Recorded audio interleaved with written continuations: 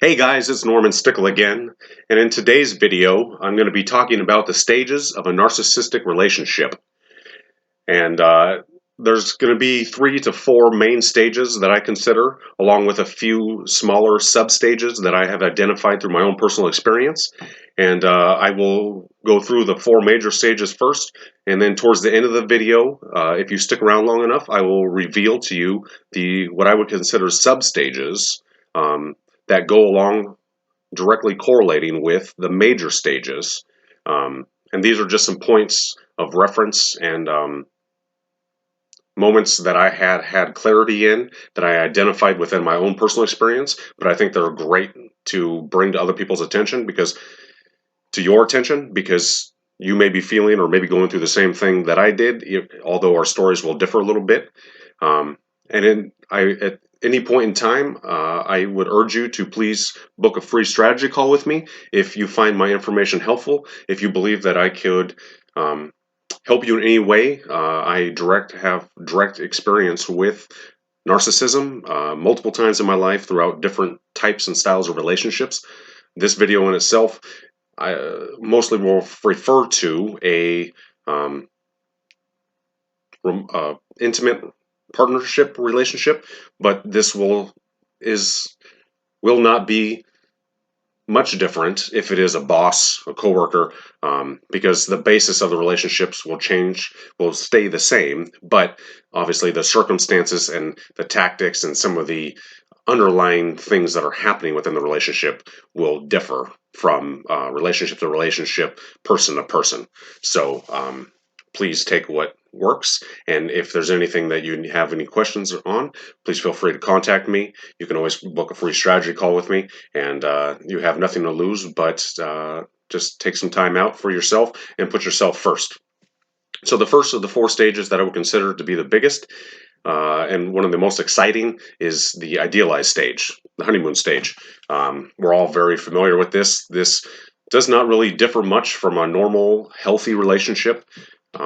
It is the fact that everything is new, everything's exciting.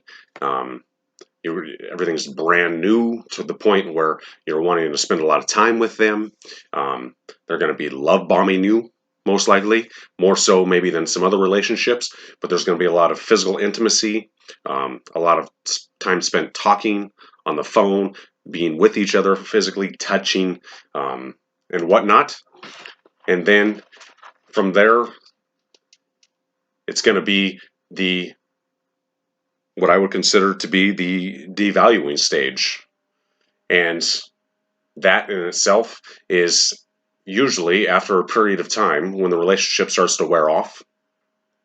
The devaluing stage is going to be where the tactics and the manipulation and the underlying narcissism will actually start to emerge. Because at first, during the honeymoon stage, the idealized stage, everything is about you. They're putting you on the pedestal, making you feel like number one. And there might be sprinkled with a little bit of manipulation here and there, but for the most part, you haven't quite seen exactly what is going on, because it's all underneath the surface, and it's all being planned. It's all being constructed by the narcissist to be able to hook you, to be able to reel you in and get you underneath their thumb, thinking that everything is wonderful and fine, when really it's already being all planned out to be able to help you, gather you, pull you in close, and then once they get to the start of the devaluation stage, the criticism starts, the gaslighting starts, the manipulation tactics start.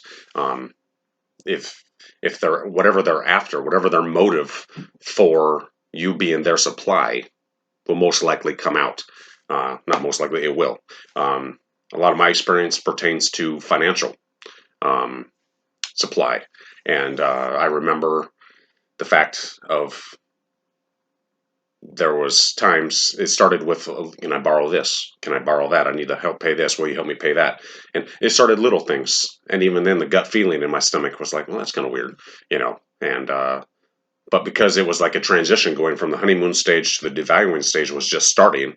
And for me, it was about 3 or so months in. Um, there was a period of time when, even though my voice, my gut feeling was telling me things, I was still seeing the cycle of the honeymoon stage, um, and whatnot. So I didn't really pay attention to it. And the fact of it is it will you will kind of do this ebb and flow of back and forth of transitioning. It's not just a solid, typically not going to be just a solid cutoff one stage and start another one. It's going to actually flow back and forth because that's the give and the take of the relationship. And the devaluing stage started with asking to borrow a little bit of money, using my car and, other things. And with that being said, um, I remember feeling kind of awkward about a few things, but ignoring it. So really, the devaluing stage has no real timeline as far as when it'll start. It really is all dependent on the individual and yourself of where they they believe to you may be, um, and how susceptible you are to being able to say yes. And even if you are not right quite there yet to where they believe that you're ready, they will still continue with the love bombing and the honeymoon stage until they believe that you are. And if you have not been started on the devaluing stage, they have somebody else that they've already been working on, most likely, because um, narcissism is all about having a supply and from different sources. Um, I would say very rarely, if any time ever, you will never be the only portion of supply for somebody. It's just not going to happen. Um, Next major stage would be the discarding stage, um, where basically over a period of time of them trying everything to devalue you, use you, manipulate you, deceive you, um, use triangulation behind your back to be able to um, use other people against you. All these tactics will come out, and so I will make some other videos with some of these points to cover, although there was a lot. Right now, today is just mostly about the stages themselves and a brief overview of the stages. But the discarding stage, again, is going to start and not any given time. It really depends on how long and how well, if at all, you are proactive with yourself in noticing these things, accepting these things, and even trying to change these things. For me, it was the longest relationship with the narcissist was about 8 years, and the cycle repeated itself multiple times until I had enough courage towards obviously the very end of the relationship to be able to actually make and initiate the change myself. And I knew I had to get out for my own mental health. So I guess in that sense, I did the cutting off, as of where a lot of times the narcissist will be done and discard you. But in this stage, the discarding stage will depend on when it starts, and it can go on for an undetermined amount of time, just like a lot of the other stages. It really depends on the ebb and flow of the relationship, and if and when you are, like I said, proactive and being able to stand for yourself, how you react, because they're constantly judging and perceiving, and they're changing their tactics depending on what it is that you're doing and how they see that you are, and if you are even changing and how you're reacting to them. They will realign themselves and change the trajectory and use a different tactic. So it's never really the same thing in routine. It can be different because they have all these tools right in that back pocket, and in that back pocket it's very accessible, and they're very good with their words, and being able to use these things in different forms to be able to keep you, all the while of belittling you and putting you down, and then reeling you back in with some great intimacy and whatnot. It's this yo-yoing effect. A lot of these things can be triangulated in a sense to be able to how they have a method of operation. But the discarding stage can be one of the hardest stages because there's a lot of emotions. And a lot of things are high. There's a lot of self-doubt, and your confidence has already been undermined, and you're feeling like everything is falling apart, when really it is all part of the master plan. After the discarding stage, this one is sometimes not covered as much, but is the hovering stage, the fourth major stage. Maybe this is not relevant for every person, depending on situation by situation, relationship by relationship. But whether you realize it or not, there has been and will be, most likely be, hovering. It was personally used as a tactic within my own experience and against my family, my now adult daughter, and my other tween-age daughter. There was tactics that were used indirectly to try to get to me, to be able to stay in contact and whatnot. Although I never had a lot of evidence of it, other than a few times, there was no doubt in my mind that there was hovering, and who knows now, there may or may not be. At this point in my stage of healing and moving on, I am not worried about it. I am not. I do not let it affect me and how I go about my daily life. Obviously, I'm making these videos right now to be able to help others in my where I have been. And but the hovering stage can be very extremely unsettling to the fact of you're feeling like you're being watched, which you basically are, because the hovering stage is really another way of trying to keep that link to a supply, to see if you are still weak, in a sense, to be able to see if they can still get their foot back in the door and be able to reel you back in. Because for them, it's not really necessarily about moving on, it's about keeping a supply. So even if it is a little bit of serving them, they will keep you in their bag of tricks, so to speak. And they don't necessarily just completely discard you unless you absolutely cut them off, go no contact, gray rock them, whatever you need, whatever you want to call it. But that is really the only way you will ever get past the hovering stage. If you can make it past the hovering stage and you are strong enough to not put yourself in that situation again and not go back to them, and you can break that trauma bonding will be a different day and a different subject.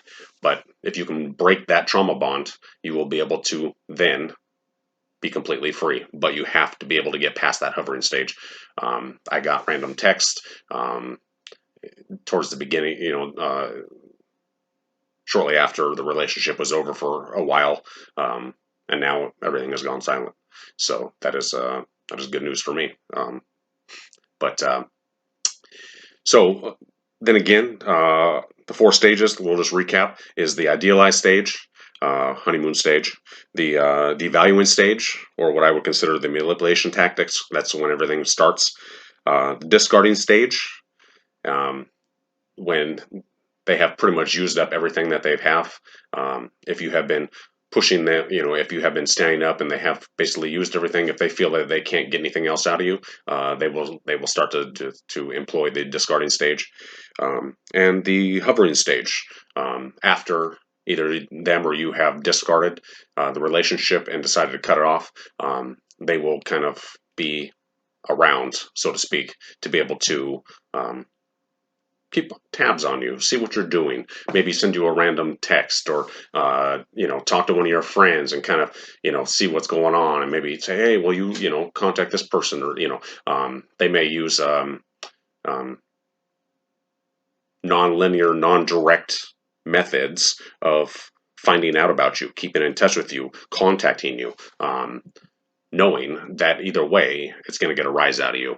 And any attention, whether it be negative or positive, is still attention, and that's what they're looking for.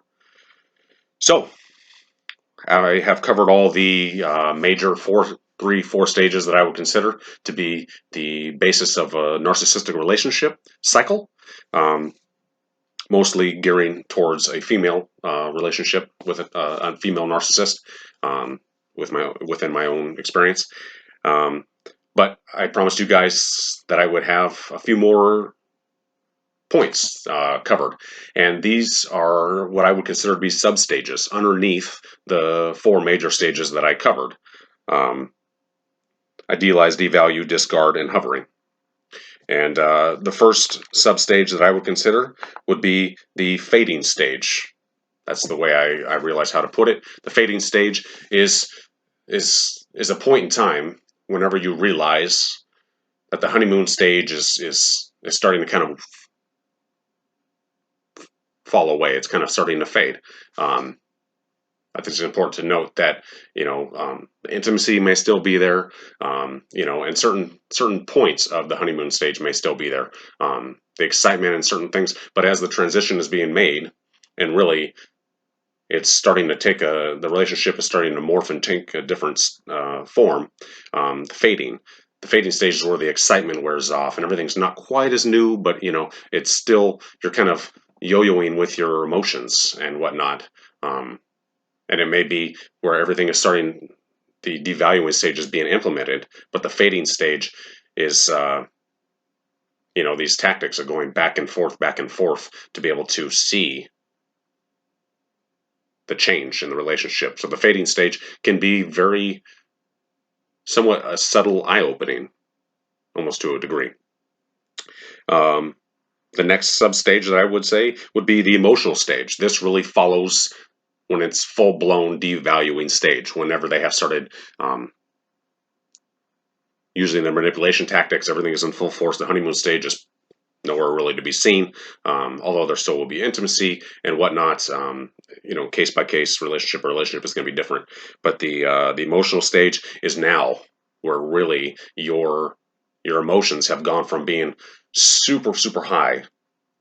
Everything was exciting and great and whatnot, and now all of a sudden you're being with this yo-yo effect of this tug of war, this ebb and this flow of positive and negativity, manipulation and good, where your confidence has been self-undermined, and everything starts to kind of really take a turn, and you're starting to question yourself. Self-doubt is setting in, and whatnot, and you're really starting to go, wow, this is so different. You might be completely blind to it, but then again, you might actually really start to question your own reality and what is really going on around you. And that was one of the hardest hitting stages for myself, thinking I was the crazy one. The gaslighting comes in and whatnot. The next one would follow the discarding stage, is going to be self-blame, because really the devaluing stage has already taken full effect and probably still is in full effect, but the discarding stage has started. They're realizing that the game, they're getting tired of the game. They're realizing that you're not playing the game as much, if that is the case, and you will start to blame yourself because they will be manipulating you. They will make you feel bad. They will be throwing all their tactics in, and as you are questioning yourself, it's going to be natural to blame yourself for why the relationship isn't the way it is anymore. And that is part of the ultimate motive to how things will play out. Self-blame is and was one of the hardest things for me to accept because my confidence at the time was extremely low, already coming into the relationship. In the beginning, the honeymoon stage took me way up. And then all of a sudden, it was this huge thing. But with the self-blame, you're going to have guilt, you're going to have shame, which is all going to be a direct correlation of if you did not have these feelings previous to this relationship, coming into this relationship, the narcissist will employ tactics to be able to emphasize blame, self-doubt, lessen your confidence, make you think you are the crazy one. It's a natural progression. And then the final substage follows the hovering stage. And with the hovering stage, like I said, it's after the relationship has pretty much officially ended, but the trap, that is where they will cast out a line. It might be a text, it might be a call, it might be a contact through social media, through a family member, but it's a means of indirectly a way of getting your attention and getting a rise out of you to see if you will still bite. And the trap, that is... usually you've already been fully trauma bonded. The triangulation has already happened, and all these other tactics have been. This is like the last straw to see if it'll break the camel's back. And within that, they will see if you still will bite. If you would, maybe come back and see them, spend time with them, whether it be intimately, a day, just even talk. Any reaction is better than no reaction. Any attention is better than no attention for them. But this is when you really, really have to be able to do some self-work and employ the no contact, because this is like going to be one of the biggest defining moments in your own personal self-growth, with getting past the relationship onto your path to fully, honestly healing yourself and moving on with your life to a better, healthier version of you, and actually reaching out and actually finding what you want in a good, healthy, interdependent relationship, not codependent. Interdependent relationship, because the relationship with a narcissist is extremely codependent. You are supply, and that's the way it will always be.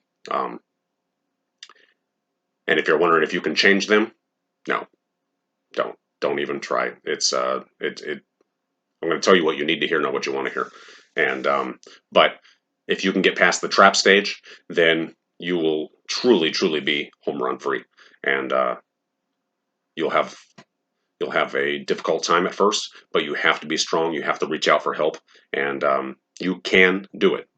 Hear me again. You can do it. I did it.